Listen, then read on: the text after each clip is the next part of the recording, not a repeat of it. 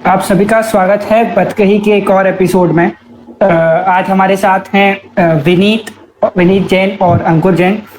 और आज का हमारा विषय है एवरीवन इज आर्टिस्ट।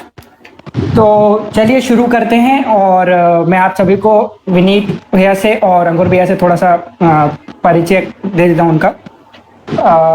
ये दोनों एक प्रोजेक्ट से जुड़े हुए हैं जिनसे मैं इनका परिचय करना चाहूँगा, प्रोजेक्ट इश्क के बारे में इतना ही कहना चाहूँगा कि ये एक ऐसा इनिशिएटिव है जिसके अंदर कई तरीके के मतलब सब इनिशिएटिव्स लिए गए हैं। मतलब जैसे कि मैं कहना चाहूँगा कि प्रोजेक्ट इश्क एक ऐसा इनिशिएटिव है जिससे कि यूथ को टारगेटेड एक इनिशिएटिव है। और मुझसे बेहतर है कि विनीत भैया इस पर बताएं तो शायद बेहतर हमें जानने मिल पाएगा।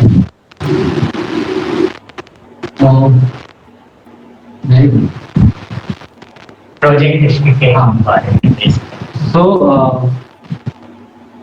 मतलब हम लोग यूथ के साथ काम करते हैं और 3 तरह के इश्क पे काम करते हैं। तो इश्क का लिटरल मीनिंग होता है पैशन।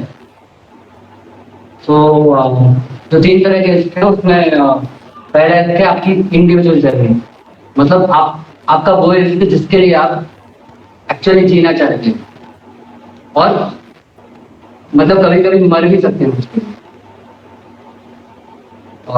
तो मतलब हम ऐसे देखते हैं कि इश्क जो आपके एग्जिस्टेंस के पीछे का रीजन, तो ये है एक इश्क। दूसरा मतलब रिलेशनशिप्स के अराउंड, मतलब जो हमारा अपनापन है, जो हम सेंस ऑफ बिलोंगिंगनेस जो ढूंढ रहे होते हैं, तो हमारा दूसरा इश्क है। तो वो अलग अलग रिलेशनशिप के अराउंड, आपके पेरेंट्स के साथ, भाई बहन के साथ में, फ्रेंड्स के साथ में, आपका लव रिलेशनशिप और अलग अलग तरह के रिलेशनशिप। तो उसमें जो इश्क होता है तो सेकंड वो है। और तीसरा है यूनिवर्सल कनेक्शन, जिसकी कबीर बात करते हैं। मतलब बेसिकली हम सब कनेक्टेड हैं, परस्पर उपद्रव जीवन हम। तो ये 3 तरह के इस पे हम अलग अलग इनिशिएटिव्स हैं। और मेन इम्पोर्टेंट है आपकी सेल्फ जर्नी। सो वही है कि मतलब अल्टीमेटली ये है कि इस वही जो आजाद कर रहे हैं। तो मतलब बेसिकली 3 टर्मिनोलॉजी का यूज करते हैं, फ्रीडम, एम्पावरमेंट और रिस्पॉन्सिबिलिटी। तो ये जो आज़ादी है वो आपको हासिल करनी होती है और वो उसकी पूरी जर्नी है। तो उसके लिए आपको एम्पावर होना होता है। रिस्पॉन्सिबिलिटी वो है जो आज़ादी के लिए जो आप काम करते हैं उसकी रिस्पॉन्सिबिलिटी आप खुद लेते हैं, आपके हाथ में है। आपकी आज़ादी की जिम्मेदारी आपके हाथ में लेते हैं आप, ये है आपकी रिस्पॉन्सिबिलिटी। और उसके लिए आपको इनफ एम्पावर होना पड़ता है। तो वो जो एम्पावरमेंट की जर्नी है through education, through decision making और क्रिटिकल थिंकिंग, लर्निंग, तो वो सारा कुछ चलेगा। तो ये है मतलब उसकी जर्नी है। ठीक है। एक सवाल और है मेरा कि मान लीजिए कि प्रोजेक्ट इश्क से कोई और नया व्यक्ति जुड़ना चाहता है, राइट, तो वो कैसे जुड़ सकता है, प्लस उसका क्या रोल रहेगा इस इंस्टीट्यूशन में? तो वो डिपेंड करता है कि पहला तो बहुत ही, क्योंकि हमें पहले हम प्रोजेक्ट इसके बारे में हम क्या सोचते हैं, क्योंकि हमने तो ब्रांडिंग मतलब इसकी बात करें या सेल्फ जर्नी की बात करें, हमसे बेहतर बहुत लोग काम कर रहे हैं। तो मतलब एक फिलोसफिकल या जो हम मानते हैं, हम एक कोट मतलब है जो हम लोग पढ़ना भी चाहते हैं, तो उससे हम थोड़ा सेंस बता पाएंगे कि हम कैसे समझते हैं। फिर उसके बाद हम बताते हैं कि कैसे। तो इश्क माने दीवानगी, क्रेजीनेस, किसी की मुस्कुराहटों पे हो निसार, किसी का दर्द मिल सके तो ले उधार, किसी के वास्ते हो दिल में तेरे प्यार। अगर ये सब क्रेजीनेस है तो हाँ, हम भी क्रेजी हैं। और वो मोहब्बत ही क्या जिसमें दीवानगी ना हो। पर इसका मतलब ये नहीं जो तुम्हें इश्क के नाम पे उड़ने छोड़ोगे, पिंजरों में डाल दे। इस पोलियो नहीं, इश्क तो ताकत, हिम्मत और हौसला देता है। रहने को पिंजरा नहीं, घोंसला देता है। एक्चुअली इश्क तो वही है जो आजाद कर दे, और हम क्या चाहते हैं? आजाद, जंजीरों से। आजाद। कुछ कुछ होता है में शाहरुख खान, जो राहुल नाम से कैरेक्टर रहता है, वो बोलता है कि प्यार दोस्ती है ना। बुद्ध कृष्ण महावीर जब मैत्री की बात करते हैं तो वो प्रेम के उस लेवल की बात करते हैं जहां समदृष्टि स्वाभाविक हो जाती है। दिल चाहता है और रंगे बसंती वाली दोस्ती में भी किसी लेवल पे यही दिखाया गया, जब करण अपने बाप को मार देता है, रंगे बसंती, है ना।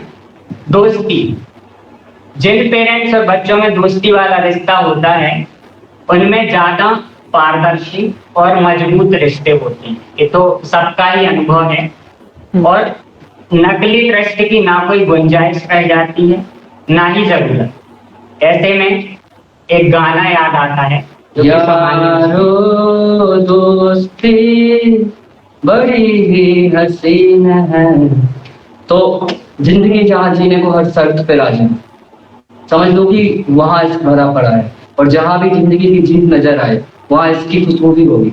इस अपनी अलग अलग फ्रेग्रेंसेस के साथ हर जगह मौजूद है, बस उसे देखने के लिए इस वाली नजर चाहिए। हम भी अभी अपना नजरिया विकसित कर रहे हैं, और हमें पता है कि जो प्रोजेक्ट इसके माफिक इसकी ब्रांडिंग नहीं करते पड़ते। बेसिकली मैं भी यही बताना था कि जो नहीं करते फिर प्रोजेक्ट जैसे, मतलब हम तो ब्रांडिंग कर रहे हैं, इसका सहारा ले रहे हैं ब्रांडिंग के लिए, या मतलब हमें लगता है कि हमारा कोर इशू है, तो जो नहीं भी करते वो हमसे ज्यादा अच्छे से बेहतर समझते हैं। हम ऐसे कई लोगों से परिचित हैं। निजी तौर पे मैं कबीर, रूमी, कृष्ण, बुद्ध, महावीर, ओशो, भगत सिंह, मतलब लाखों करोड़ों नाम दिए जाते। सो उनकी बात नहीं कर रहा, मेरे आसपास ही प्यार के समुद्रों से भरे दिलों के बीच में रहता हूँ, हम रहते हैं, और अक्सर उनसे रश्क भी रखते हैं, और प्रोजेक्ट इसके लिए उनसे इंस्पायर होते रहते हैं। तो बेसिकली एक कोर फिलोसॉफिकल आइडिया था जो प्रोजेक्ट इसके पीछे था। तो तुम्हारा क्वेश्चन था कि लोग कैसे जुड़ सकते हैं इससे? हाँ, तो हम तो डायरेक्ट अप्रोच कर सकते हैं।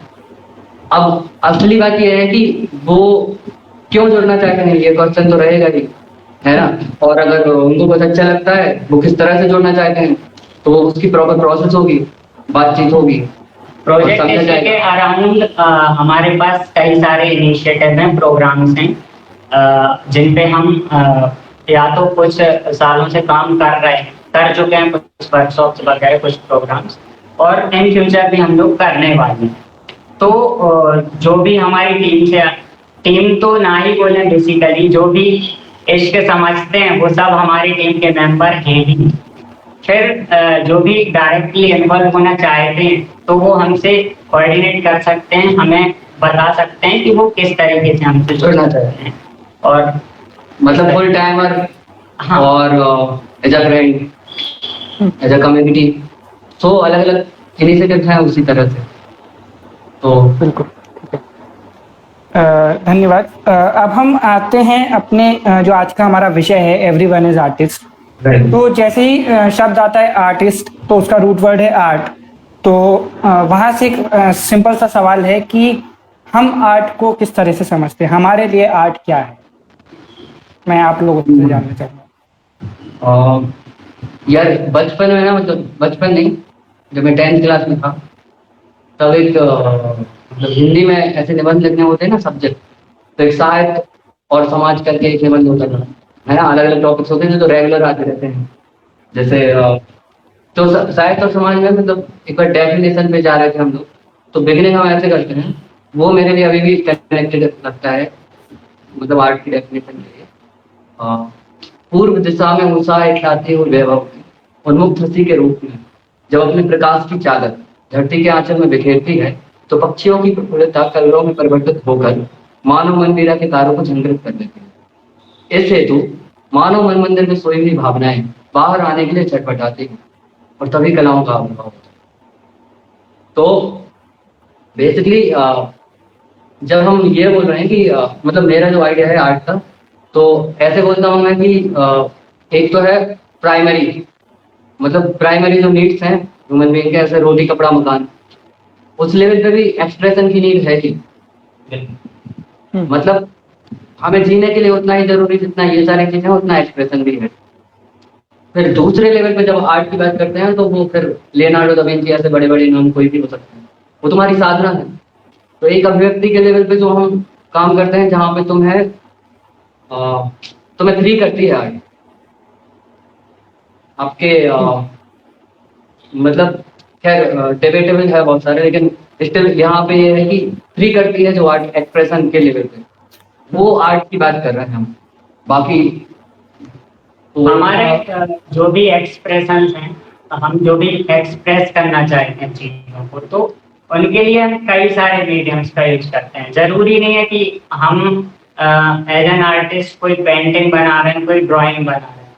मेजरली जब आर्ट का नाम आता है या आर्टिस्ट जैसे शब्द आते हैं तो हमारा फोकस उस पर चला जाता है कि कोई पेंटिंग बनाने वाला है ना। लेकिन मैं अपने लेवल पे देखूं तो ये चीज ही आर्ट नहीं है।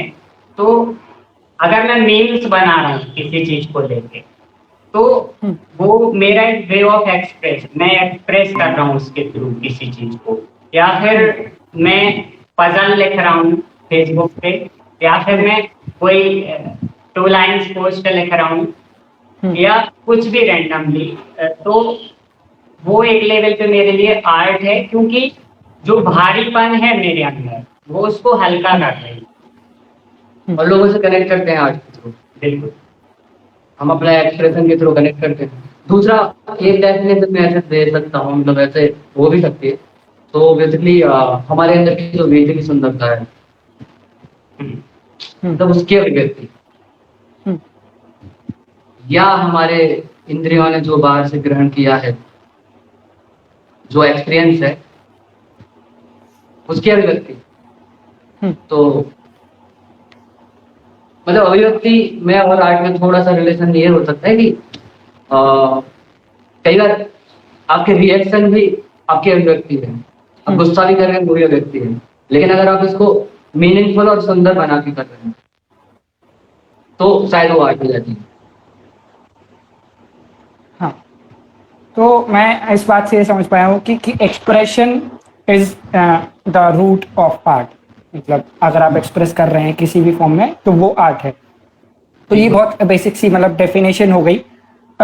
चूंकि हम ये भी समझते हैं कि कोई भी चीज़ हो, किसी भी चीज़ की डेफिनेशन हो, चाहे वो आर्ट हो, चाहे वो कोई भी शब्द हो, वो जब ओरिजिनेट होता है और वहाँ से उसकी पूरी जर्नी होती है, कई 100 साल पुरानी या कई साल पुरानी, वो एक जो जर्नी होती है, प्रोग्रेशन होता है, उसमें बहुत सारे चेंजेस आते हैं। कई शब्दों की डेफिनेशन ही बदल जाती हैं, कई नए शब्द बन जाते हैं।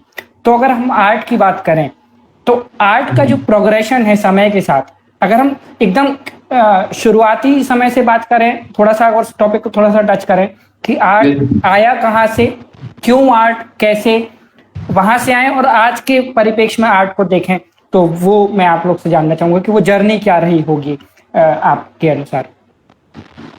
अगर एकदम शब्द पे जाए तो मुझे वो उस सेंस में पता नहीं है, जैसे कि क्योंकि उसमें फिर मतलब भाषा के लेवल पे ना तो हिंदी उतनी पता है, ना अंग्रेजी उतनी पता है, राइट। लेकिन ऐसे तो जब हम मैथमेटिक्स पढ़ते थे तो वहाँ पे कला, मतलब वो जब एंगल पढ़ते हैं तो वहाँ पे भी कला शब्द का कुछ यूज होता है, विकला भी होता है, राइट। तो डिपेंड करता है कि उस शब्द का यूज कैसे किया जा रहा है।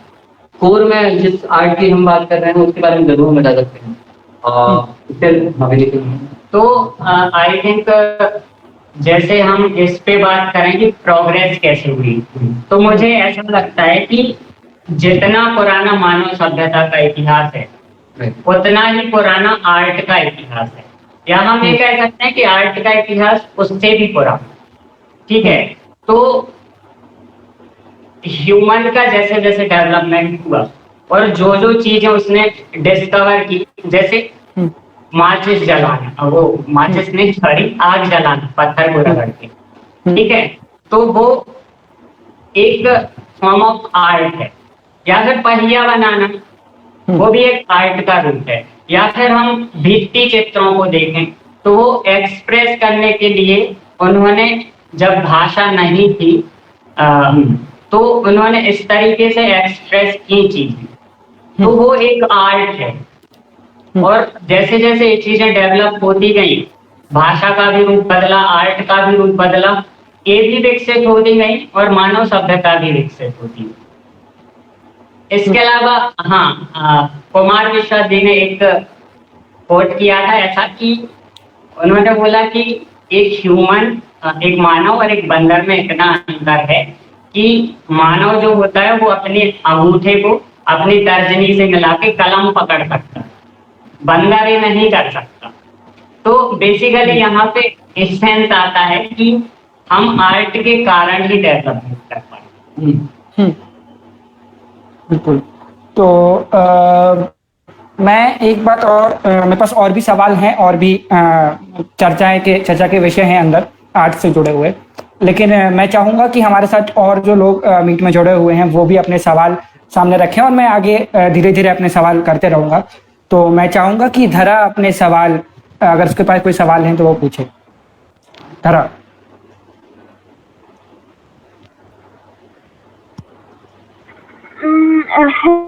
हेलो भैया, मेरा एक क्वेश्चन है कि सोशल मीडिया पे यूजुअली जब आर्टिस्ट आते हैं तो उनको कभी कभी अप्रिसिएशन कम मिलता है और कई बार ऐसा भी होता है कि लोग उन्हें ट्रोल कर देते हैं, तब हम उन चीजों से कैसे बच सकते हैं?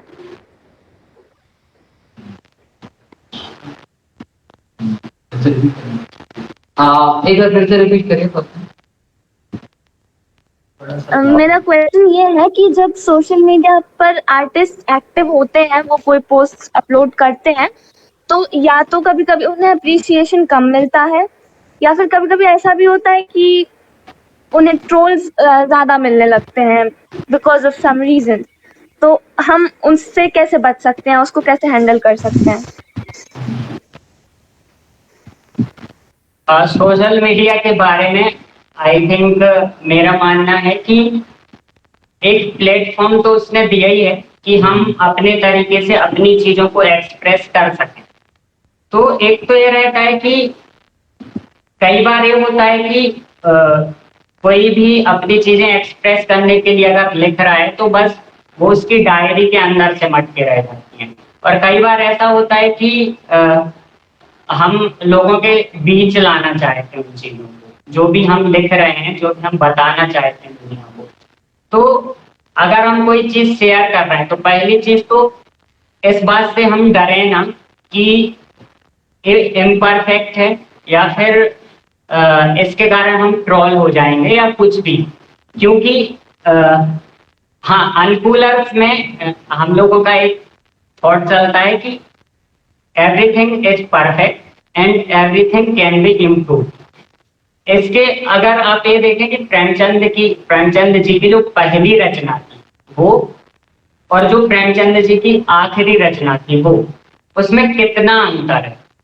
पहली रचना देख के तो कोई कहेगा कि यार क्या लिख रहे हैं, और आखिरी रचना उनकी कोई पढ़ेगा तो क्या लिख रहे हैं। हाँ, तो बेसिकली ये था कि एक तो ये थी हम जो भी लिख रहे हैं उसमें अगर आज हमने जो लिखा है अगर हम कल उससे बेहतर लिख रहे हैं तो आई थिंक कोई ट्रोल कर रहा है या कुछ कर रहा है उससे हमें इन्फ्लुएंस नहीं ही होना चाहिए। फिर वो किस लेवल पे ट्रोल कर रहा है उसके हिसाब से तो मतलब कुछ लॉ भी होंगे ना। वरुण भाई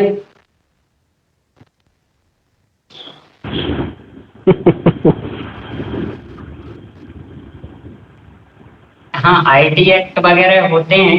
अगर उस तरीके से ट्रोल करता है कोई तो हम कंप्लेंट भी कर सकते हैं। हाँ, हमें सेफ स्पेस बनाने की जरूरत है। मुझे लगता है कि अगर आपको एक्सप्रेशन की जर्नी है और एक्सप्रेशन के लेवल में कुछ करना है तो डेफिनेटली सोसाइटी में बहुत ही कम है, तो हमें यूथ को मतलब अलग अलग तरह से सेफ स्पेस बनाना अभी जरूरत है। कितने ज्यादा सेफ स्पेस हम बनाए और कहाँ पे हम ठीक से एक्सप्रेस कर पाए, उनकी नीड है। मतलब social media, definitely social media को भी ज्यादा सेफ कैसे किया जाए, लोग सोच भी रहे होंगे और हम भी सोच सकते हैं। और इंट्रोवर्ट से इतना ज्यादा फर्क नहीं पड़ना चाहिए इंडिविजुअली। एग्जैक्ट। और अप्रिसिएशन की जर्नी बहुत अलग है। मतलब आर्ट जो एक्सप्रेशन है वो आपको एक्सप्रेस होना है। अब अप्रिसिएशन बहुत ही दूसरी जर्नी ऑफ फेम और हाँ, जर्नी ऑफ एक्सप्रेशन, इनको हम थोड़ा सा डिफर करते हैं। हाँ। ओके, मेरा एक क्वेश्चन और है विनीत भैया से कि जी। आप मीटर में लिखते हैं, तो आपको ये ख्याल कैसे आया कि आप पैरोडी में लिखें, या फिर मतलब जैसा आपका होता है ना यूजुअली सरकाज़्म और कटाक्ष जो आप करते हैं, तो ये आपको ख्याल कैसे आया? आपने ये क्यों नहीं सोचा कि हम प्रेम पर लिखते हैं या फिर कुछ ओरिजिनल लिखते हैं? Means original in the sense जो रदीफ वगैरह जो काफिया होता है वो ओरिजिनल कह रही हूँ। एक्चुअली देखिए धरा कि मेरा जो टोन रहा है लिखने का, या जिसको कहते हैं कि मेरी जो शैली रही है लिखने की, वो इसी टाइप की रही है शुरू से। मतलब मैं टू लाइनर भी वैसे ही लिखता हूँ, सार्कास्म टाइप की, मीम्स भी उसी का हिस्सा है, और जो मैं पजल कह के जो लिख रहा हूँ वो भी इसी चीज का हिस्सा है। मैंने ओरिजिनल भी लिखी है कई चीजें, प्रेम या ऐसे विषयों पर भी मैंने कुछ गजलें गिनी चुनी या कुछ कविताएं लिखी हैं, लेकिन वो मैंने तभी लिखी है जब मैं प्रेम में था है ना। और दूसरी चीज है कि ऐसे मतलब जो ऑटोमेटिकली निकलती हैं मेरे अंदर से, जिनके थ्रू मैं एक्सप्रेस कर पाता हूँ बेटर, तो मुझे ये लगता है कि ये सार्कास्म वाला आइडिया ज्यादा सूटेबल रहता है मुझे, तो मैं इस फॉर्म में लिखता हूँ। लेकिन जिसको मैं पजल कहता हूँ वो सिर्फ पैरोडी वाली गजल नहीं है, उसमें भी मैंने कुछ ओरिजिनल लिखे हैं अपने काफी और रदीफ पे, तो वो अलग अलग चीजें हैं। दूसरी चीज, इसको मैंने पजल नाम ही इसलिए दे दिया कि मीटर का और व्याकरण का और दुनिया जमाने का चक्कर ना फंसे, क्योंकि मैं अपनी खुशी के लिए लिख रहा हूँ, खुद को एक्सप्रेस करने के लिए लिख रहा हूँ। मेरी जर्नी फेम वाली जर्नी नहीं है कि मुझे एक बहुत बड़ा साहित्यकार बनना है या मुझे साहित्य अकादमी अवार्ड चाहिए है। तो मैं खुद के लिए लिख रहा हूँ, तो मुझे मीटर वाला चक्कर ज्यादा चाहिए नहीं है। इसलिए जो लोग कहते हैं कि ये तो गजल ही नहीं है, तो मैं खुद ही कह देता हूँ कि हाँ ये गजल नहीं है, ये पजल है। विवाद में नहीं बढ़ना है, क्योंकि मैं विनीत हूँ, बहुत विनीत हूँ। ओके, थैंक यू भैया। थैंक यू सो मच धरा। भैया जैसे पजल की बात आई गई है, तो मीटरबाजी गजल और जो सेंटीमीटर वाली गजल होती है वो पजल तो मैं चाहता हूँ कि अगर आप एक पजल सुना दे हमें, थोड़ी सी, कोई भी एक पजल अपनी। एट अ मोमेंट ऐसे कुछ याद तो नहीं है मुझे। तुम्हारे पास कुछ है फोन में लिखा होगा तो बता दो, मैं पढ़ के सुना देता हूँ। तब तक किसी और का कोई सवाल हो, अगर ऋतिक भैया आपके कोई सवाल हैं तो आप पूछ सकते हैं।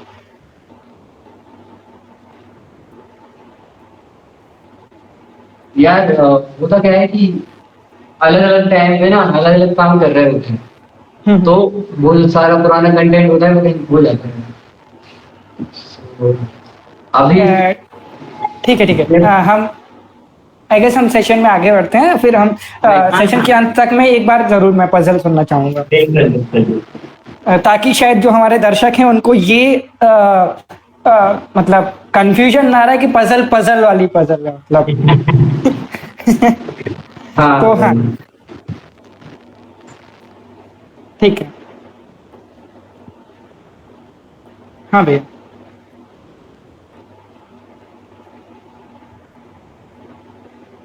आप सुना रहे हैं क्या? नहीं, मैं ढूंढ लेता हूँ। मिल गई। ठीक है।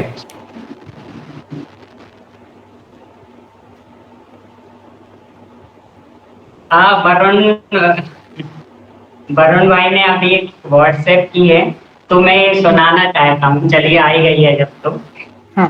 एक्चुअल में पिछले साल जब लॉकडाउन लगा था, फर्स्ट लॉकडाउन, तो एकदम से सोशल मीडिया पे एक दौर सा आया था, सब लोग ऐसे पोस्ट कर रहे थे कि यार ठेका खुलवा दो बस। हाँ मतलब ठेका प्रेसिंग दंग जो भी था वो एकदम से एक्टिव हो गया था। तो मैंने उस टाइम पे एक पजल लिखी थी, तो वो मैं सुना देता हूँ। नेकियों का काम है सिर्फ ठेका खोल दो, मीर का पैगाम है सिर्फ ठेका खोल दो, बंद कर दो फल किराना सब्जियों की भी दुकान, बंद कर दो फल किराना सब्जियों की भी दुकान, लुत्फ का गोदाम है सिर्फ ठेका खोल दो, बाल तो अपने कटा लूंगा पड़ोसी से मगर। अच्छा, उस टाइम पे एक और सीन चल रहा था कि सैलून भी बंद थे चूंकि, तो लोग अपने पड़ोसियों से बाल कटवा रहे थे। ऐसे कई सेलिब्रिटीज ने भी वीडियोस डाले थे। तो मैं देखा था कि बाल तो अपने कटा लूंगा पड़ोसी से मगर, फिक्र का हज्जाम है सिर्फ ठेका खोल दो, पादरी की है विजडम पंडितों का ज्ञान है, शेख का इल्हाम है सिर्फ ठेका खोल दो। ये शेर अच्छा लगता है मुझे पर्सनली कि होश वाले हैं यहाँ सारे फसादों की वजह, होश वाले हैं यहाँ सारे फसादों की वजह, मुफ्त में बदनाम है सिर्फ ठेका खोल दो। और जिंदगी के इन कटीले रास्तों के दरमियान गुलशनो गुलफाम है सिर्फ ठेका खोल दो। और आखिरी शेर इसका जो था कि और चाहो तो बढ़ा दो लॉकडाउन साल भर, और चाहो तो बढ़ा दो लॉकडाउन साल भर, हसरते आवाम है सिर्फ ठेका खोल। बहुत अच्छे भैया। और आपकी हसरत पूरी हुई, ठेका खोले हुए हैं, लॉकडाउन भी बढ़ गया है, साल भर हो चुका है। चलिए तो हम आगे बढ़ते हैं सेशन में। और प्रयास काम आते हैं, गवर्नमेंट को झुकना पड़ता है ऐसे में। वाकई ये तो बहुत एक क्रांति आप लाए इस पजल के थ्रू, तो जो आई होप आगे भी लोगों के काम आएगी ये। ठीक है, तो हम एक बात और आर्ट से जुड़ी हुई आर्ट पर वापस आते हैं।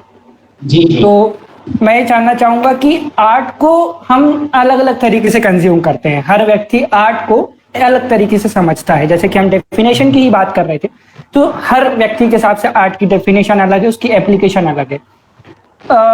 आर्ट एज अ प्रोफेशन भी लोग देखते, कई लोग सुनते हैं कि आर्ट है यानी प्रोफेशन क्या है, पेंटर है या राइटर है। कई लोग आर्ट को प्रोफेशन से इतर भी देखते हैं कि आर्ट है बस है, उसका प्रोफेशन से कोई लेना देना नहीं है। तो मैं ये जानना चाह रहा था कि आर्ट इंडिविजुअली कैसे स्टेब्लिश होता है, एक इंडिविजुअल के लिए आर्ट किन किन तरीकों से स्टेब्लिश हो सकता है?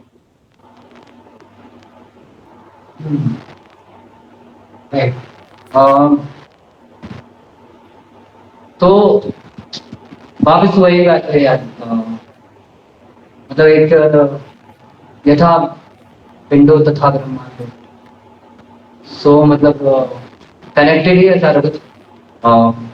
मतलब जितना आप इंडिविजुअल जाओगे उतना यूनिवर्सल होगा। तो मतलब बेसिकली शुरुआत तो इंडिविजुअल ही करनी है। और अब इसमें होता है कि आप कितना इंटेंस जीते हो। तो अगर आप इंटेंस प्यार करते हो तो इंटेंस दिल भी टूटेगा। मतलब इतने सारे मूवीज में तो यही दिखाते हैं कि तुम्हें आर्टिस्ट होने के लिए दिल तोड़ लो, आर्टिस्ट बन जाओ।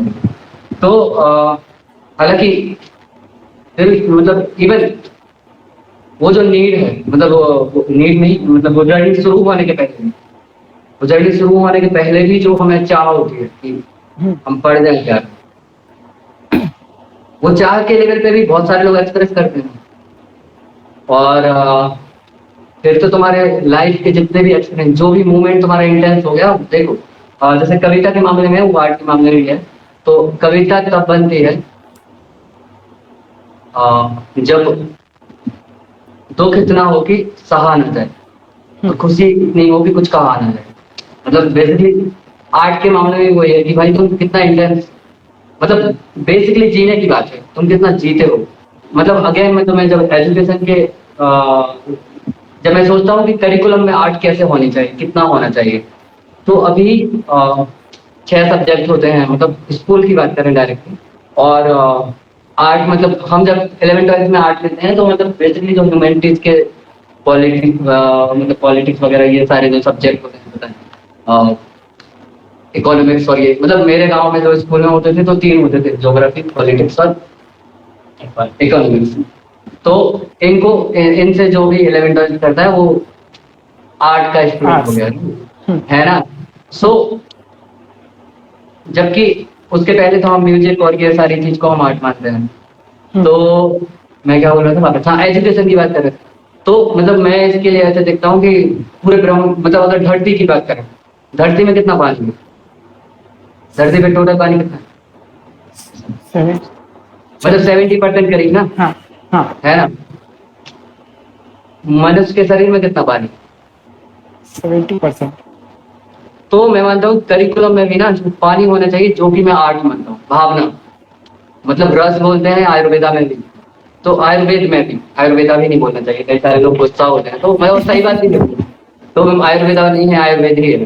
तो आयुर्वेद में जो रस बोलते हैं, मतलब वो, या मतलब वो जो फीलिंग है, मतलब हमारी भावनाएं, तो भावना से स्तर पे जो आर्ट है ना, कला है, मेरे हिसाब से वो भावनाओं का जो मैनिफेस्टेशन है वही तो आर्ट है। वो पानी, तो पानी होना चाहिए। आजकल मन ना तो मतलब पानी का सूखा एक तो बुंदेलखंड में और चल रहा है, मतलब जैसे जैसे फिजिकल स्पेस में पानी उस फॉर्म में जा रहा है ना, वैसे ही बुंदेलखंड में वो सूखा पड़ा हुआ है। और पूरी दुनिया में भी देखे तो मतलब बाहर जितने पानी की कमी हो रही है ना, जिस तरह से, या प्रदूषित हो रहा है, उसी तरह से मतलब ये दिल में भी, मतलब या हमारे कल्चर लेवल पे, तो वही रस की है। कमी हो रही है, पानी की कमी हो रही है, आर्ट की कमी हो रही है basically। तो इंडिविजुअली बस तो प्यार में पढ़ो, अच्छी फीलिंग उससे रखो, एम्पैथी रखो, एम्पैथी पे काम करो अपनी, या मतलब एम्पैथी को और ज्यादा देखा जाए तो भाई अपने रिश्तों के मामले में अपने आसपास के लोगों की केयर करना शुरू करो।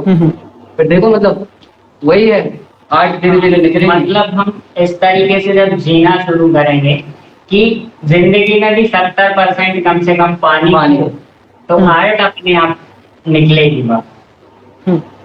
ये है इंडिविजुअल। और जिनके लिए कहा जाता है कि गॉड गिफ्टेड आर्ट, वो भी ऐसा नहीं है कि उनकी आर्ट अपने आप निकलने लगती है, उन्हें भी ऐसा एनवायरनमेंट तो चाहिए ही होता है कि उनकी आर्ट एक्सप्रेस हो सके। आर्ट की हम जो बात कर रहे हैं तो उससे एक बात और जुड़ी हुई है कि जब हम राजा महाराजा के समय से भी अगर देखते हैं तो आर्ट को बहुत एक एलीट वैल्यू मतलब माना गया कि एलीट्स का हथियार है, एलीट्स के लिए बना हुआ एक चीज है कि जो व्यक्ति अपने मेहनत करके दो वक्त की रोटी नहीं कमा पा रहा है, वो आर्ट को कैसे ही, उसके पास समय नहीं है आर्ट को कंज्यूम करने का, गाने सुनने का, या कोई भी आर्ट फॉर्म को कंज्यूम करने का समय नहीं है, उसको बेसिक नीड्स उसकी पूरी नहीं हो पा रही है। तो आर्ट्स हमेशा से एक एलीट्स की वस्तु रही है। राजा महाराजा जो थे वो गाने सुनते थे और उनके शौक के लिए होता था। तो आज भी काफी हद तक ये बात सार्थक है कि जो व्यक्ति ऑलरेडी एक बेसिक नीड से जूझ रहा है अपनी, वो आर्ट्स को कंज्यूम, उसके दिमाग में आएगा ही नहीं ख्याल। तो इस पे आपका क्या मत है कि आर्ट्स वाकई एलीट्स की एक वस्तु है या जन सामान्य की वस्तु तो मानी जाती मेरा है? इस पे पहला तो ये है कि मतलब यार, जब मैंने बोला ना कि आर्ट हील करती है, आपको फ्री करती है, ठीक है, तो स्वास्थ्य या अच्छा जीवन सिर्फ एलिट को होना चाहिए। भाई सबका अधिकार है, तो आर्ट सबकी है। अब महंगी आर्ट महंगे लोगों की, बड़े लोगों की सब।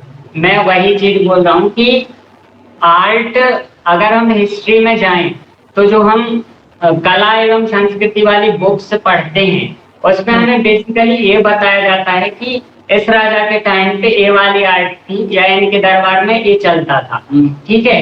तो ये तो गई एक कल्चर वाली बात जिसको हम लगातार आगे बढ़ा रहे हैं डिफरेंट चीजों के माध्यम से।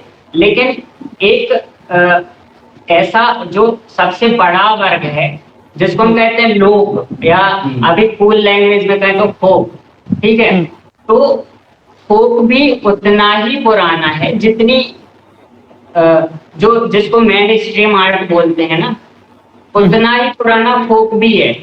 अगर हम किसी आदिवासी अगर हम किसी आदिवासी समुदाय को देखें तो उनकी जो परंपराएं हैं वो हजारों साल पुरानी हैं, जो रेगुलर आर्ट से भी कई पुरानी है। तो वो अगर आपस में नाच रहे हैं, गा रहे हैं या पेंटिंग बना रहे हैं, वो आर्ट का ही फॉर्म है। और उसमें कोई ऐसी चीज नहीं है कि लोकल लोग एंजॉय नहीं करते हैं, बस तरीके अलग होते हैं। राजा अपने हिसाब से एंजॉय करते थे और पब्लिक अपने हिसाब से एंजॉय करते थे। इसमें एक चीज और ऐड करेंगे, और मतलब एग्जाम्पल लें अगर हम, जो तुमने बोला कि टाइम वाला, मतलब अपने मतलब मेरे पापा वाली पीढ़ी के टाइम पे देखा जाए, मतलब ऐसे नाम लेके कर देते हैं, मतलब मुझे इतनी दिक्कत है नहीं। तो जैसे क्योंकि उस टाइम पे उतना टाइम नहीं था उनके पास, ठीक है, ट्रक में बस में अभी भी वो सारे गाने चलते हैं, ठीक है, उनके पास इतना टाइम नहीं था कि हम एनालिसिस करें क्या गाना चल रहा है। तो कुछ गिने चुने लिरिक्स में मतलब बहुत ही दिल जगह और बाकी मतलब बहुत ही रिपीटेड गाने, मतलब वही शब्दों को यूज करके अलग अलग तरीके से गाने लिखे हैं। लेकिन लोगों ने तो उसको एंजॉय किया है ना, वो तो रिलेट कर पा रहे थे ना, बेवफाई को रिलेट कर पा रहे थे ना, वो किस तरह से लेके गए उससे मतलब नहीं, राइट। लेकिन वो आज जैसे ही थोड़ा सा टाइम मिला, उस टाइम पे माँ बाप ने मतलब पापा वाली पीढ़ी ने बहुत काम किया है ना, उनने जो बहुत ज्यादा काम किया ना, आज मैं 30 साल की उम्र तक भी एक्सप्लोर करने का टाइम है मेरे पास, क्योंकि उनने वो मेहनत की है। तो डेफिनेटली अगर आर्ट मतलब अगर अलग से टाइम निकाल के अगर वो करना है ना, मतलब जिसको एडिट वाली आर्ट या फिर तुम सो कॉल्ड आर्ट बोल रहे हो, आर्ट पे ही बैठ के काम करना है, तुम्हें पेंटिंग में डिग्री करनी है, फिर उसके बाद महंगे कैनवास पे बना के और बेचनी है, महंगे मतलब गैलरीज में लेके जाना है, वो के लिए तुम्हें टाइम भी तो चाहिए। अगर किसान खेती नहीं करेगा, मतलब रोटी कपड़ा मकान बहुत ज्यादा जरूरी चीज है, और तुम्हारा एक्सप्रेशन, इसलिए वो जो एक्सप्रेशन के लिए जो आर्ट है वो तो मेहंदी, अरे यार शादियों में गाने जो गा के बैठ के गाते हैं, मतलब रोज मंदिरों में मतलब सुंदरकांड के थ्रू मतलब मंडलियां होती हैं गाँव गाँव में, तो यार वो आर्ट ही है मतलब। जी हाँ, बिल्कुल। यहाँ पे एक पॉइंट और भी आपने टच किया, उससे मैं थोड़ा सा एक सवाल आया मेरे दिमाग में कि आपने जो बसों में और जो गाड़ियों में ट्रक वगैरह में गाने बजते थे, जो आपने बताया, उस पर ज्यादा कोई ध्यान नहीं देता था और इसलिए उसको बस एंजॉय करते थे। लेकिन आज का जो समय आ गया है, खासकर सोशल मीडिया और पिछले 1-2 साल का समय मैं कहूंगा, बहुत पुराना भी नहीं कहूंगा, 1-2 साल के समय में एक ऐसा ग्रुप निकल के आया है जिसमें हम और आप भी शायद शामिल हैं, क्रिटिक वाला ग्रुप आया है, कि जो इस तरीके के गानों को, इन तरीके के गानों को मीम के थ्रू या किसी ना किसी थ्रू हम उनको क्रिटिसाइज कर रहे हैं कि यार ये आर्ट सही अच्छा नहीं है। हम आर्ट को कैटेगराइज कर रहे हैं कि ये अच्छा आर्ट, ये अच्छा नीचे वाला आर्ट है ना, स्टैंडर्ड वाइज कि ये स्टैंडर्ड आर्ट और ये निचला आर्ट, वो क्या कहते हैं, बचकाना आर्ट टाइप। तो ये कितना सही है और कितना गलत है, क्योंकि फ्रीडम तो वो भी है कि वो भी करते एक्सप्रेस रहे हैं एनी हाउ। बिल्कुल, ये बहुत ही सही है, जरूरी है क्रिटिसाइज करना ताकि उन्नति हो, मतलब इम्प्रूवमेंट तो होना ही चाहिए ना। अगर तुम क्रिटिसाइज नहीं करोगे, हम अटक के रह मतलब फिर हम मतलब होना चाहिए और ज्यादा लोगों तक अच्छी आर्ट पहुंचनी चाहिए। सबसे बड़ी चीज ये है ना कि आर्टिस्ट अगर खुद ही उसे पब्लिक डोमेन में ला रहा है अपनी चीज को, तो फिर उसे दोनों चीजों के लिए तैयार रहना चाहिए, अप्रिसिएशन के लिए भी और क्रिटिसिज्म के लिए, क्योंकि वो खुद ही पब्लिक डोमेन में लाया है अपनी आर्ट को या अपना जो भी आर्ट पीस है उसको, तो डेफिनेटली दोनों चीजें उसको मिलेंगी। तो आई थिंक कोई गलत चीज तो नहीं है, जितना इम्पोर्टेंट एप्रिसिएशन है उतना ही क्रिटिसिज्म भी है, और इवन क्रिटिसिज्म भी एक art of form of art है। ये भी है। दूसरी बात क्रिटिसिज्म में बोलते ही है कि आलोचना विधा, क्रिटिसिज्म में ट्रोल में डिफरेंस है। तो ऐसे ही एप्रिसिएशन में और चापलूसी में भी डिफरेंस। बिल्कुल। तो सही बोलना चाहिए ना, मतलब अगर गलत है, तुम्हें पसंद नहीं आ रहा है, तुम बोलो, कोई दिक्कत थोड़ी ना। हाँ, और जो आर्टिस्ट है उसको उसका जो क्रिटिसिज्म हुआ है उसके आर्ट पीस का, उसको उस तरीके से लेना भी चाहिए उसको, मतलब ये नहीं है कि उसकी आर्ट की बुराई की जाए, एक्चुअल में वो उसे और अच्छा बनाने की पॉसिबिलिटी बता रहे हैं। आलोचना का यही मतलब है। अगर वो आलोचना है। हाँ हाँ बिल्कुल, इंटेंशंस बहुत मायने रखते हैं, कभी आलोचना में भी और अप्रिसिएशन में भी, दोनों में। अभी प्रॉब्लम यही है कि जो मतलब टॉलरेंस वाली चीज है वो थोड़ी सी कम हो गई है, तो क्रिटिसिज्म को लोग अलग तरीके से ले लेते हैं। अब मान लीजिए किसी राइटर की कोई बुक है, मैंने अगर 100 रुपए खर्च करके पढ़ी, मुझे उसमें ये समझ में आया कि यार ठीक है, लेकिन ये भी किया जा सकता है, इस राइटर को मैं अपने सजेशन दे दूं। एक पाठक के तौर पे अगर मैं इतना कर रहा हूँ तो ये अच्छी बात होनी चाहिए, राइटर को अच्छा लगना चाहिए इससे। मैंने अगर फेसबुक पे राइटर को टैग करके उसकी बुक के बारे में समीक्षा या आलोचना लिख दी और राइटर ने मुझे ब्लॉक कर दिया, तो आई थिंक ये फिर उसका पर्सनल लॉस है।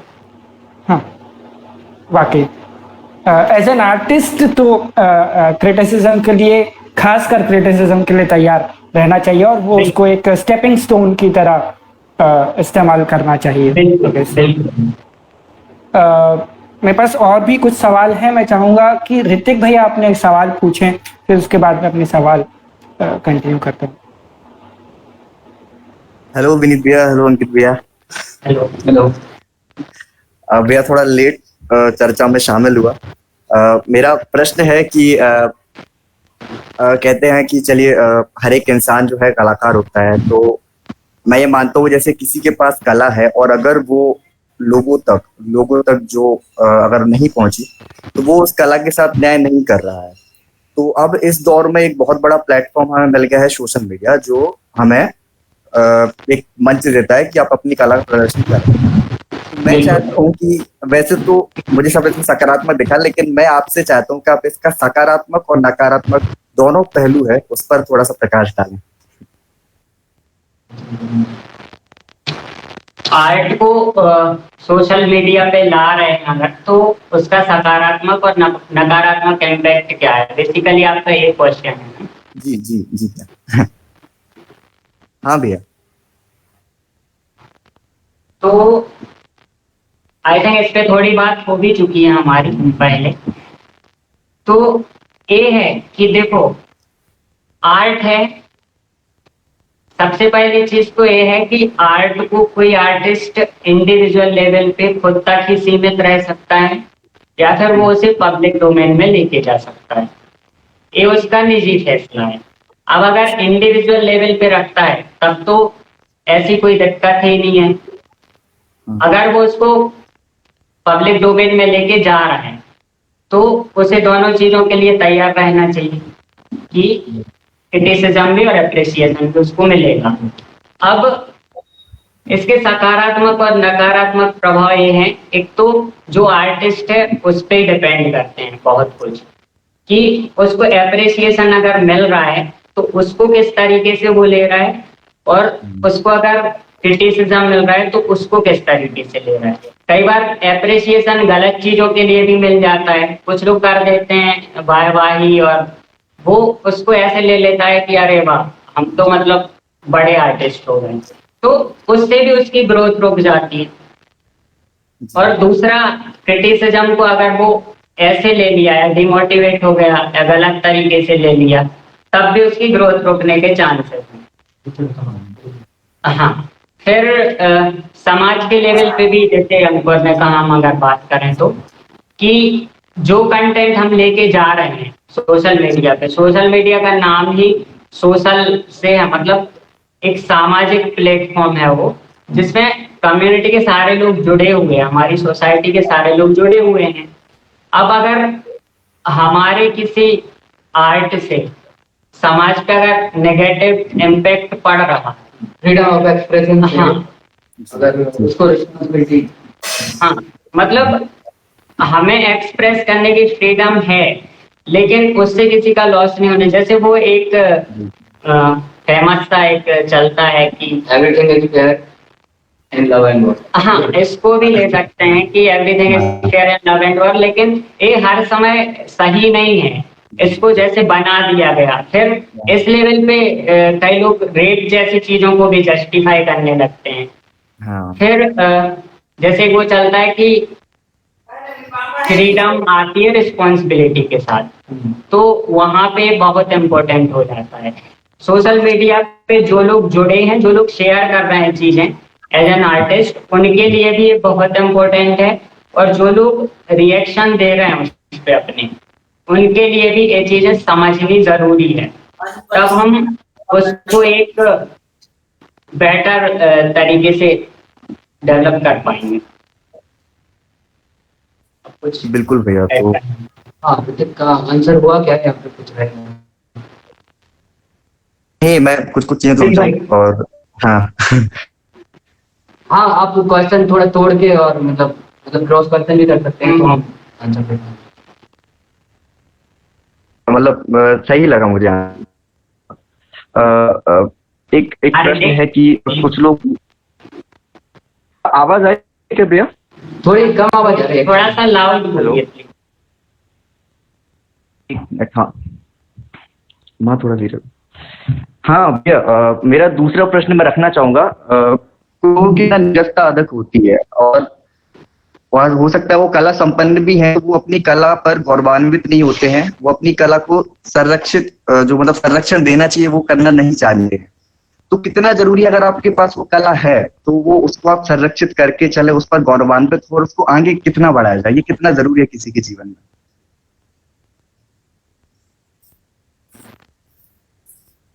देखो ऋतिक, गौरव करने वाली या घमंड करने वाली या हमें गर्व है ऐसी संस्कृति पे, संस्कृति बोला मैंने कि आर्ट, इंडिविजुअल आर्ट की बात बोली है तुमने कि नहीं, मैंने सिर्फ कला बोला भैया, मतलब कुछ भी कला होती है। कला, तो उसमें भी हमें ऐसा नहीं है कि हमें ओवरऑल पकड़ के कि बस ये हमारा हिस्टोरिकल चीज है इसलिए हमें इस पे बहुत गौरव है या बहुत गर्व है ना। उसमें भी हमें एक फिल्टर तो लगानी पड़ेगा एटलीस्ट, कि कौन सी चीजें पैमाने पे सही हैं, कौन सी चीजें सही नहीं है। हो सकता है उस टाइम पे वो चीज बहुत पॉपुलर रही हो, लेकिन अगर आज के टाइम पे वो सही नहीं है तो हमें उसको बहुत ज्यादा प्रमोट नहीं करना चाहिए। या फिर जैसे मैं एक एग्जाम्पल देता हूँ, जैसे राई जो नृत्य है, मध्य प्रदेश का राज्य नृत्य है और बुंदेलखंड का आप सब जानते ही होंगे, काफी पॉपुलर है। तो उसका जो फॉर्म था पुराने समय में, वो बहुत प्यारा था। उसमें जो उसका मतलब जो गानों में बोल होते थे उसमें सौंदर्य रहता था। अगर आज की डेट के रेफरेंस में देखें तो उसका फॉर्म बहुत बदल चुका है। अब उसमें डुअल मीनिंग और अश्लीलता और इस टाइप की चीजें आ चुकी हैं। तो आई थिंक अगर उसको सुंदर तरीके से आगे बढ़ाया जा सकता है तो फिर इस तरीके से आगे बढ़ाए जाने का सपोर्ट हम क्यों करें डायरेक्टली। मतलब मुझे ऐसा लगता है कि चीजों को जिस फॉर्म में वो सुंदर थी उस रूप में आगे बढ़ाया जाए तो ज्यादा बेटर है, या उससे और सुंदर बना के। लेकिन उसको डिग्रेड करके अगर हम आगे बढ़ा रहे हैं तो ये तो मतलब मुझे पर्सनली सही नहीं लगता। एक इसमें मुझे ऐड करना है कि यार फिर इंटरेक्ट भी है ना। मतलब फॉर एग्जांपल आपका कॉल क्या है, जो लोग आर्ट के लिए और संरक्षण के लिए काम कर रहे हैं, राइट, और जिनका पर्टिकुलर फोकस नहीं है उस पर, तो वो लोग अपने लेवल पे प्रमोट करेंगे उसको। और अगर हम जैसे लोग अगर थोड़ा भी इंटरेस्ट है किसी, मतलब जैसे मुझे राई से अगर डायरेक्ट कोई जुड़ाव नहीं है अभी के लिए, मेरे आसपास के, अब अगर विनीत ने बोला और कुछ जुड़ा हुआ मेरा, तो डेफिनेटली मैं अपने लेवल पे जो अप्रिसिएशन के लेवल पे जो कर पाऊंगा। कभी उनने कुछ किसी आर्ट वाले ऑर्गेनाइजेशन में कुछ काम करना शुरू किया संरक्षण के लिए, और जो छोटा मोटा हम डोनेट कर पाए, हमने फंड रेज में शेयरिंग कर लिया, कुछ कर लिया, कभी आर्ट देखने भी चले गए अगर इंटरेस्ट आया। लेकिन अगर मेरा इंटरेस्ट अभी आज के कंटेम्प्रेरी आर्ट में ही है, तो मतलब हमारी कोई इंडिविजुअल कोई जिम्मेदारी किसी की नहीं बनती है। वो जो आर्ट जिसको बचनी है वो बचेगी रहेगी, मतलब ऐसे मैं मानूंगा, लेकिन अच्छा। स्टिल मतलब अगर जो काम कर रहा है उसको जरूर मैं अप्रिशिएट करूंगा। मतलब हर आर्ट, मतलब आर्ट को भी अप्रिशिएट कर सकता हूँ दूर से, और जो काम कर रहा है उसको भी अप्रिशिएट कर सकता हूँ, लेकिन अगर मतलब उस हर चीज को एक आदमी थोड़ी ना, मतलब जिम्मेदारी हर किसी की थोड़ी ना बनती है, तो वही है। हाँ, मतलब नीड ऑफ द आवर को भी ध्यान में रख के चलना चाहिए। बिल्कुल। ठीक है भैया, थैंक यू सो मच। मेरे इतनी क्वेश्चन थे, thank you. Thank you so much Hrithik भैया। नेक्स्ट मैं चाहूँगा कि दिशा दीदी अपने, अगर उनके पास कोई सवाल है तो पूछें। और दिशा दीदी, एक मिनट, फेसबुक पर हमारे साथ जितने भी लोग जुड़े हुए हैं उनके अगर कोई सवाल है इस सेशन को लेके विनीत भैया से और अंकुर भैया से, तो वो कमेंट सेक्शन में डाल सकते हैं, हम कोशिश करेंगे उनको इंक्लूड करने की। हाँ जी, दिशा दीदी प्लीज अपने सवाल। हेलो विनीत भैया, हेलो सुहानियो भैया। हेलो। मेरी आवाज आ रही है? हाँ। भैया मेरा एक क्वेश्चन है कि आर्टिस्ट की एथिकल वैल्यूज होती हैं, और अगर होती हैं तो उसके बारे में आप थोड़ा डिस्क्राइब, मतलब किस टाइप के एथिकल वैल्यूज होने चाहिए आर्टिस्ट के? हाँ राइट। मतलब अपना जो टॉपिक है ना, मतलब अगर उस पे जाए कि एवरीवन इज इन आर्ट, तो हम बात Yes. कर रहे हैं ह्यूमन बीइंग, राइट? मतलब जी तो एज अ ह्यूमन बीइंग जो एथिकल वैल्यू, मोरल वैल्यू है, मतलब वो आर्टिस्ट के साथ भी अप्लाई होंगे। जी कहीं कहीं पे एक आर्टिस्ट और एक ह्यूमन बीइंग थोड़ा सा मतलब टकराव होगा, हाँ, या तो आर्टिस्ट। जैसे कि फ्रीडम ऑफ एक्सप्रेशन, और मतलब सोसाइटी पे क्या फर्क पड़ेगा, उसकी रिस्पॉन्सिबिलिटी तो बच्चों के ये सब सामने। हाँ ये सब आर्टिस्ट को ध्यान में रखना चाहिए कि नहीं रखना चाहिए, कि लोग क्या सोचेंगे?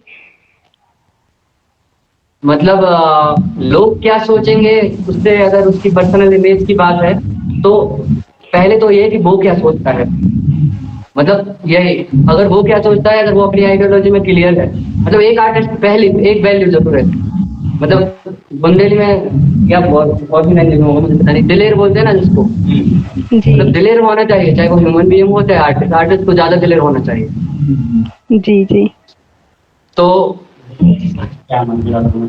दिलेर दिलेर मतलब बड़े दिल वाला, वो सहन कर सके, इंक्लूसिव रख सके अपने आलोचकों को भी।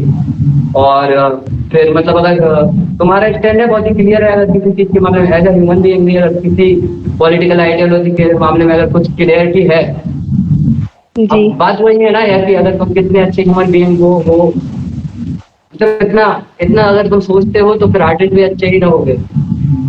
मतलब आर्ट जिसके लिए साधना है, जिसके लिए आर्ट साधना है, उनके लिए तो डेफिनेटली सारी चीजें, मतलब वो ह्यूमन बीइंग की ही जर्नी है ना, बस वही है कि आप साथ कैसे रहे हो उसको। ऐसे बहुत कम चांसेस हैं कि एक आर्टिस्ट और एक अच्छे ह्यूमन बीइंग के बीच डिलेमा की सिचुएशन बने उसकी आर्ट को लेके। इस चीज के चांसेस बहुत कम होते हैं। जी भैया, यही क्वेश्चन था मेरा। Thank you. ये क्वेश्चन जो है, हालांकि एक सीन है, मैं वो बोलूंगा, पार्टी मूवी में यार, पार्टी गोविंद निहलानी की है, उसमें एक सीन है, मतलब वो बहुत ही बढ़िया सीन है। मतलब ऐसे डालेंगे ना यूट्यूब पे खाली पार्टी गोविंद निहलानी ओमपुरी सीन, मतलब ऐसे कीवर्ड चार्ट डाल दो और सर्च कर लो, वो बहुत ही बढ़िया सीन है। उसमें बहुत ही अच्छे उसमें वो 5 मिनट का छोटा सा सीन है, और आई थिंक उसमें इस बारे में ही बात की गई है कि आर्टिस्ट एज एन आर्टिस्ट और artist as a human being दोनों के बीच में कभी इस टाइप की सिचुएशन बन सकती है क्या, टकराव की, और ऐसे में उनकी एथिकल वैल्यू थोड़ा ओपन एंडेड छोड़ा हमने लास्ट में, तो हम सब को ही सोचना है अपने अपने जगह पे, उस चीज को देखना। जी बिल्कुल। अगर देखा है तो सही। नहीं, अभी तो नहीं देखा, बट हाँ जरूर देखेंगे। ठीक है दिशा दीदी, आपके कोई और सवाल है क्या? नहीं नहीं हर्ष। ठीक है, थैंक यू सो मच। हम लोग सेशन के ऑलमोस्ट एंड में पहुंच गए हैं, तो मैं चाहूँगा कि वरुण भैया अपने सवाल पूछें, और उसके बाद हम कोशिश करेंगे कि सेशन वाइंड अप करें। हेलो विनीत, हेलो सुहानियो। आपका स्वागत है डूडलिंग वर्ड्स के बतकही में। आप आए, ये हमारे लिए एक बड़े गौरव की बात है। मेरा सवाल आप दोनों से ये है, पार्टी मूवी के सीन का जिक्र यहाँ पर चल रहा था। Art as a tool of revolution, उसको लेकर आप लोग क्या सोचते हो? ये दोनों से मेरा सवाल है। मैं चाहूंगा दोनों आप बारी बारी, क्योंकि अंकुर जैसा हम जानते हैं रैप वगैरह लिखते हैं और बोला करते हैं, तो रैप की तो शुरुआत ही रेवोल्यूशन से हो रही है। और विनीत, आपके लेखन में भी लगातार वो क्रांति दिखती है कि बदलाव हमें चाहिए है या उस तरह का। हालांकि आज के समय में ये थोड़ा सा दुष्कर काम है, किसी को क्रांतिकारी कह दो तो वो बुरा भी मान सकते हैं। मुझे उम्मीद है आप दोनों नहीं मानोगे। तो art as a tool of revolution, कितना जरूरी है बदलाव के लिए आर्ट का होना? ये मेरा सवाल आप दोनों से। मतलब प्रेम है ना, प्रेम से ज्यादा बड़ा क्रांतिकारी कोई चीज है नहीं, राइट? मतलब ऐसे मुझे लगता है। ओशो ने तो बहुत ही ज्यादा इस पे काम किया है, मतलब एटलीस्ट थ्योरी के लेवल पे कुछ काम, वो ही काम है। मतलब थ्योरी भी बहुत बड़ा, मतलब प्रवचन थ्योरी नहीं, एक्चुअली आध्यात्मिक स्तर पे भी, मतलब जो लोग उनको उस तरह से देखते हैं तो वो है, दर्शन के लेवल पे है ही। तो प्रेम मतलब रिवेली है बेसिकली, मतलब प्रकृति, मतलब सृजन की प्रक्रिया है ना। जो ओशो की एक किताब है क्रिएटिविटी, मतलब मैंने कोई भी नहीं पढ़ी, लेकिन उनके कोटेशन अगर आ जाते तो वो, उसमें उन्होंने ये बोला है कि आप बागी, मतलब स्वभाव से जो सृजन करते हैं, मतलब अगर आप रिबेलियस नहीं है तो सृजन की पॉसिबिलिटी ही नहीं है ना। और प्रेम के बिना भी सृजन की पॉसिबिलिटी नहीं है। तो मतलब प्रेम और प्रेम होना यानी बागी होना ही है। प्रेम बगावत ही, मतलब किसी तरह से है, मोहब्बत बगावत है। तो कला के मामले में मतलब पहला तो यही है, अगर एग्जाम्पल दिया जाए का, यही है ना कि आर्ट में, हाँ, रिवॉल्यूशन, ठीक है। रिवॉल्यूशन के मामले में तो एकदम, मतलब एजुकेशन में अभी इतने सारे जो, मतलब मेरी जो जर्नी है उसमें मैं देखता हूँ, मतलब बहुत सारे एनजीओ हैं। सिनेमा विदाउट एक एनजीओ है, राइट? और भी मतलब कई सारे एनजीओ जो थ्रू आर्ट मतलब बड़ा जो रिवॉल्यूशन क्रिएट कर रहे हैं। बच्चों को कविता, म्यूजिक और ये इंस्ट्रूमेंट दे दो यार। मतलब बेसिकली एक रूम है, वहाँ पे रोज बच्चे आने लगे, राइट? कुछ बच्चे आ रहे हैं और तुम बस ऐसे इंस्ट्रूमेंट छोड़ दो, वो इंस्ट्रूमेंट उठाएंगे और 3 साल 4 साल बाद ना वो क्रिएट करने लगेंगे, 5 साल बाद, अगर उनको करना है तो। नहीं तो कुछ ना कुछ तो निकलता ही है। तो बस ये है कि आर्ट को दूर मत रखो। वही जैसे किताबें, जैसे कई सारे लोग बोलते हैं ना, लाइब्रेरी खुलवा दो, जाके खुलवा दो, बस लाइब्रेरी खुलवा दो, बाकी काम तो किताबें कर लेंगे। तो यही है। और बिना क्रांति के लिए, मतलब अगर मुझे लगता है कि अगर तुम्हें, मतलब अगर किसी कॉन्टेक्स्ट में लिखते हो तो ज्यादा मीनिंगफुल होता है। अगर तुम्हारी लिखते हो या मतलब कोई भी आर्ट है, अगर वो लोगों के जीवन के लिए है तो और ज्यादा सही है। आपके लिए अकेले इसके लिए भी है तब भी सही है। मतलब आर्ट हीलिंग के लेवल पे भी बहुत ही सही चीज है। और कुछ आर्ट फॉर्म ऐसे होते हैं जो हम सिर्फ हीलिंग के लिए यूज करते हैं हम अपने लेवल पे। कई सारे लोग स्क्रिबल करते हैं, डूडलिंग करते रहते हैं, मतलब तो वो बस, मतलब जब होमवर्क करते थे तो आधे टाइम पे तो डूडलिंग होती है, मतलब स्क्रिबलिंग तो होती है। पुराने रजिस्टर के पुराने पेजेस पे देखो, मतलब सॉरी पीछे वाले पेजेस पे तो वही होता था। तो और वो शायद मेरी आर्ट वहीं से, मतलब लिखना इतना वहीं से शुरू हुआ था मेरा। तो होमवर्क से बचने के लिए, या मतलब ये बचने के लिए कि पढ़ाई कर रहे हो कि कर रहे हो, ये जब देखते हैं ना घर वाले, तो वो था। तो मेरा तो ये है कि आर्ट ने ही मतलब बहुत कुछ सिखाया है, मतलब वो जो एक्सप्रेशन की नीड थी। अभी ये है कि कोई भी कविता अगर किसी कॉन्टेक्स्ट में, मतलब कई सारे मूवमेंट में देख लो कि अगर वो कविता उस कॉन्टेक्स्ट में होती है तो वो बहुत ही लोग ज्यादा कनेक्ट कर जाते हैं। अभी डूडलिंग वर्ड्स ने एक सेवक शॉप और इसके लिए एक वीडियो बनाया था, वो बहुत लोगों ने शेयर किया था, मतलब बहुत ही लोगों ने, क्योंकि वो कनेक्ट फील करते हैं, है ना। जबकि और मतलब इवन और दूसरे न्यूज वगैरह के जगह पे व्हाट्सएप पे काफी लोग मतलब शेयर कर रहे थे। तो मतलब पड़ता है यार, मतलब आर्ट का यूज करता है सही है। मेरा भी यही मानना है कि इतिहास की जो भी क्रांतियां रही हैं, जो अगर कुछ बड़े बड़े नाम फ्रेंच रेवोल्यूशन ले लें या फिर अपना ही देख लें स्वतंत्रता संग्राम में भी इन सब चीजों का बहुत रोल रहा आर्ट का, है ना। जो भारत माता की तस्वीर जो बनाई अग्निनाथ साहब, तो भारत माता की जो तस्वीर बनाई वो एक आर्ट का ही फॉर्म है। उसको जैसे मतलब मानवीय रूप से चित्रित किया उन्होंने कि ये भारत में है और हम सब इनके बच्चे हैं, और उस एक आर्ट ने कैसे मतलब लोगों में देश प्रेम की भावना का प्रसार किया, वो एक बहुत बड़ा एग्जाम्पल है। और रिसेंटली हम देखें कि सीए एनआरसी वाला जो भी आंदोलन चल रहा है, वरुण ग्रोवर जी ने कविता लिखी हम कागज नहीं दिखाएंगे। वो कविता है तो आर्ट थी, लेकिन वो उसके लोगों ने डायरेक्टली रिलेट किया और वो कितनी वायरल।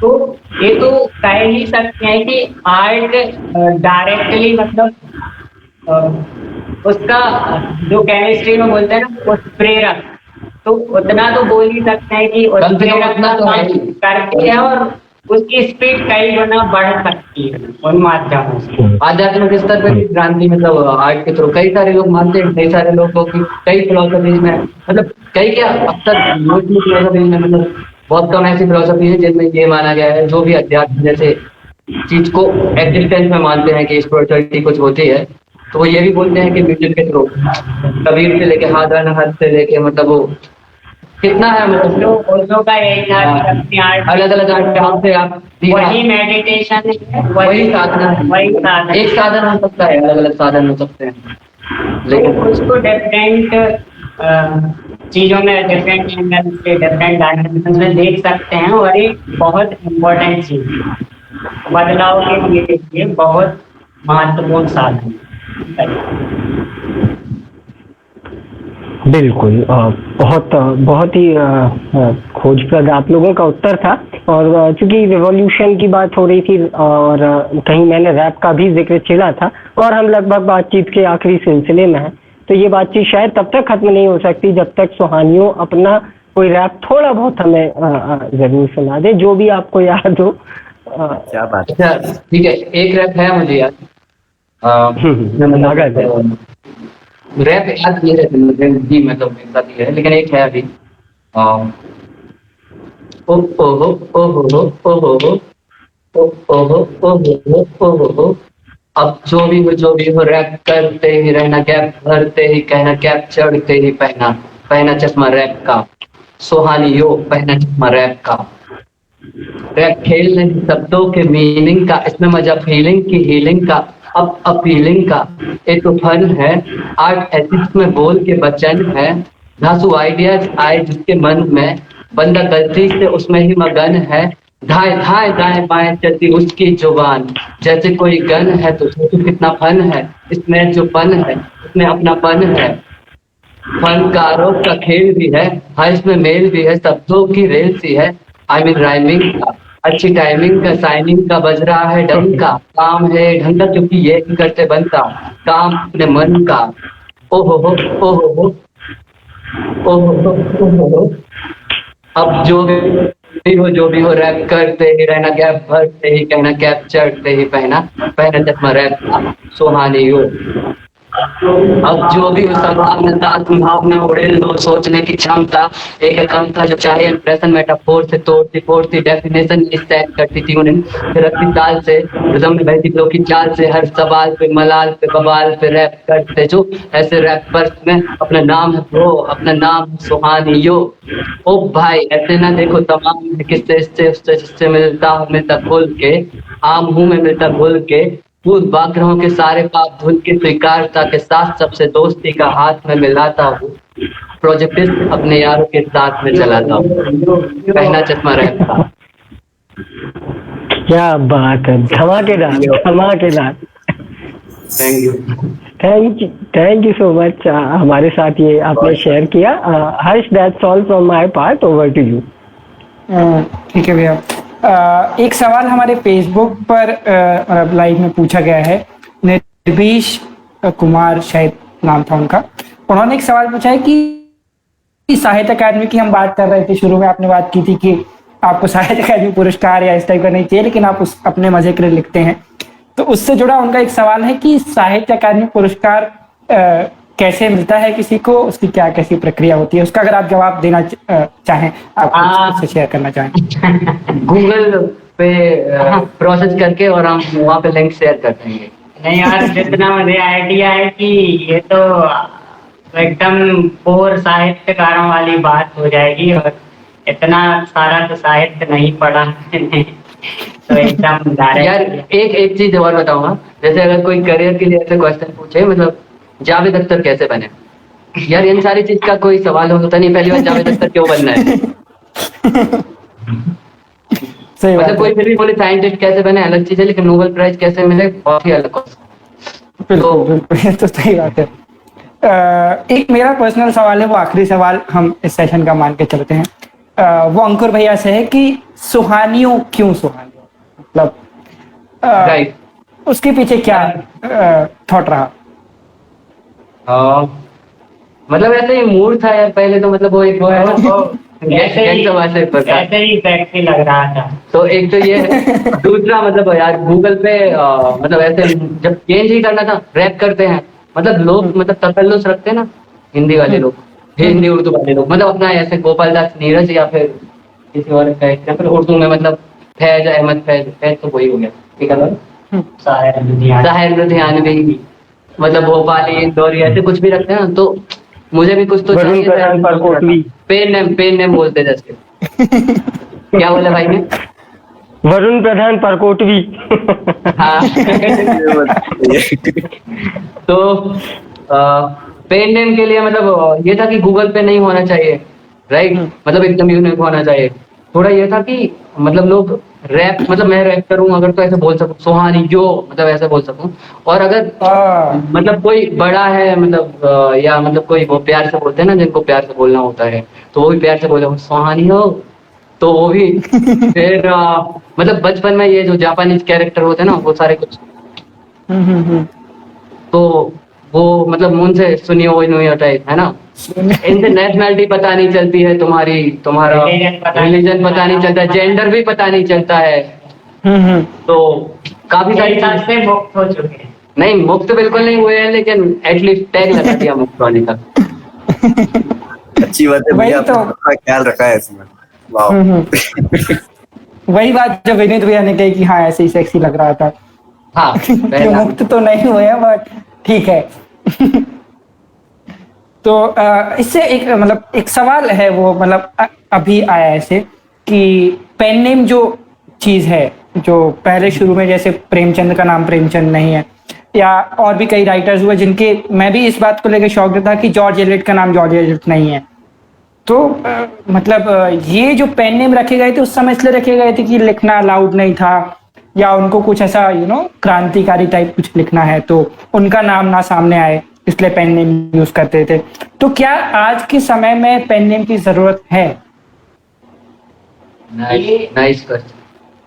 आई थिंक ये पर्सन टू पर्सन डिफर करता है कि वो कैसे रखना चाहता है।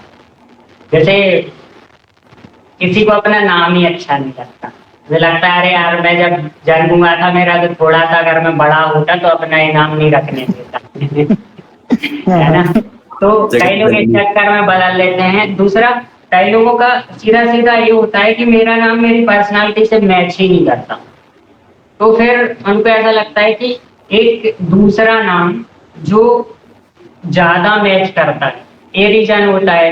कई बार ये रीजन होता है कि लोग नाम बदल के अपनी ओरिजिनल आइडेंटिटी छुपाने के लिए ऐसा करते हैं। और फिर जो उर्दू वाले पोइट्स हैं, मेनली उनके साथ तो शहर का नाम ही जुड़ जाता है ना। तो वो उनका एक अलग ही चल रहा है। इसके अलावा इसका रीजन तो नहीं पता, बाकी जरूरत का वही है कि सब अपने हिसाब से देख लें, जैसे इन्हें देख लिया सुहानियों। ऐसे ही देख सकते हैं लोग अपने अपने हिसाब से, किसी को रखना और रख लो। हाँ, एक और चीज होती है, कई लोगों को कुछ लोग दे देते हैं एक्सपेन में। जो गुरु होते हैं किसी के, या जैसे मान लो किसी ने किसी से गजल सीखी है या कविता कहना सीखा है, तो उनके जो गुरु होते हैं वो स्नेहवश उनको दे देते हैं एक्सपेन में, तो उसको तो फिर एक्सेप्ट कर ही लेना चाहिए। तो एक गर्व वाली बात है। बिल्कुल परमानेंट नहीं है क्या- कोई आइडेंटिटी। हाँ ये भी होता है। क्या वो कोई आपका identity पेन नेम है विनीत डे नोवो? नहीं, नहीं, वो वो पेन नेम नहीं है, वो पेंसिल नेम है। ठीक है। तो सेंटीमीटर वाली गजलें और पेंसिल नेम से हमें बहुत कुछ प्रेरणा मिलती है वाकई, और उससे हमें बहुत फ्रीडम मिलती है। ये हमने आज इस सेशन में खास तौर पर सीखा। तो आई थिंक हम सेशन के लगभग अंत में हैं और हम वाइंड अप करने के लिए आई गेस तैयार हैं। बस एक बात मैं हाँ बताइए। हाँ जी बताइए। हाँ, मैं यही आपसे दोनों से ये पूछना चाहता हूँ कि कोई ऐसी बात, कोई ऐसा पॉइंट अगर हमसे छूट गया हो जो इस विषय से रिलेटेड हम आज इस पैनल पर बोलना चाहिए था, तो आप वो बात अगर करना चाहें, कुछ छूट गया होगा। अनकूलर्स हमारे एक इनिशिएटिव है, तो प्रोजेक्ट का एक इनिशिएटिव है अनकूलर्स, जिसमें हम जो आज का टॉपिक है मतलब वही बेसिकली वो थीम है, एक हाँ। कह सकते हैं हम। ये एवरीथिंग इज परफेक्ट और एवरीथिंग कैन बी इम्प्रूव। मेरा वही है कि हम ये नहीं बोलते कि मतलब हाँ, जो आर्टिस्टिक ईगो है ना, वो आपकी कला की साधना को रोक देता है, ठीक है। इसलिए आपको ये देखना चाहिए कि हर कोई आर्टिस्ट है ना, लेकिन जो ये है ना कि यार ये आर्ट तो बड़ी चीज होनी चाहिए, हमें साधना के लिए ही आर्ट करना है, तो उतना नहीं भाई। मतलब जहां से शुरू बच्चे करते हैं ना, बच्चों के लिए बस कलर दे दो और वो बनाएंगे, और धीरे धीरे इम्प्रूवमेंट होता रहता है। तो आर्ट सबके लिए जरूरी है, जो भी मिले। मतलब वही कि मतलब वो जो 70% वाला है ना, कि हमारा नारा है कि मतलब करिकुलम में 70% आर्ट होनी चाहिए, समझ लो अभी के लिए। तो अनकूलर्स के लेवल पे मतलब डरना नहीं है भाई कि आर्ट पसंद की जाएगी कि नहीं की जाएगी, खुद के लिए करना शुरू करो और कला के आनंद के सागर में गोते लगाओ। और बस बिल्कुल। बाकी बहुत अच्छा लगा हम बिल्कुल। लोगों को भी डूडलिंग बर्ड्स में प्लेटफॉर्म दिया। अच्छी टीम है एक तो तुम लोगों की, काफी अच्छी अच्छे टीम। लोग हैं, बातचीत करके मजा आया। बिल्कुल। हमें भी काफी मजा आया, और हम आप लोगों को मतलब फॉलो तो करते ही रहते हैं सोशल मीडिया पर, जिस तरीके से आपसे कहीं ना कहीं जुड़े तो हुए ही हैं। वो तो हम भी करते हैं। अरे ये तो बहुत अच्छी बात है। तो थैंक यू सो मच हमारे साथ आज जुड़ने के लिए, और आर्ट के बारे में और भी अन्य विषयों के बारे में चर्चा करने के लिए। आई होप हमारे जो दर्शक हैं उन्हें कुछ ना कुछ आज के सेशन से सीखने जरूर मिला होगा, भले वो एक या दो बात जो हम कहते हैं ना कि at the end of the day हम ये घर लेके जा रहे हैं, तो ऐसी एक दो बातें शायद आपको भी इस सेशन के माध्यम से, और मुझे तो वाकई कुछ बातें सीखने मिली हैं जो मैं अपनी लाइफ में इम्प्लीमेंट करना चाहूंगा या उस पर सोचूंगा जरूर एटलीस्ट। तो थैंक यू सो मच हमारे साथ जुड़ने के लिए। और फेसबुक पर जो हमारे साथ जो जितने भी दर्शक जुड़े हैं उनका भी मैं बहुत बहुत धन्यवाद देना चाहूंगा कि वो हमारे साथ जुड़े रहे। और अगले संडे को हम फिर से एक नई बतकही के साथ हाजिर होंगे, नए गेस्ट के साथ। तब तक के लिए बहुत बहुत शुक्रिया। नमस्कार। बाय। Bye bye.